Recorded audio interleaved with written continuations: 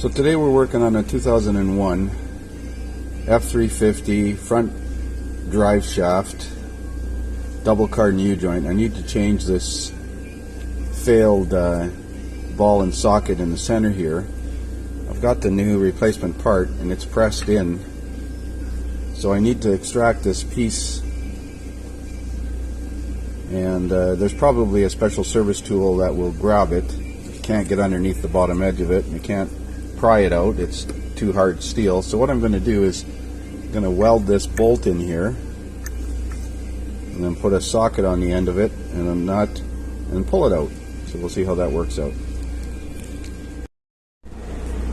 Well, not necessarily the best weld job, but we'll see if it's strong enough to pull this out. I'm going to put this socket on top and a nut on here, and hopefully it pulls the bearing race out.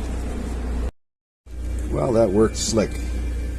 Now all we got to do is clean up the inside of this housing, press the new bearing in, take that piece off here, and we should be good to go.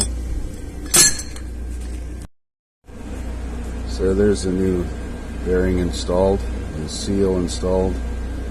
We're going to pump some grease into the back of this. There's a little tiny vent hole on the bottom of this, so it vents out, which allows crap to get in. This one doesn't have a fitting on it to grease it in any way, and you can't get in between the U-joints and grease it through that hole in the back, so it's going to get packed full of grease and reassembled.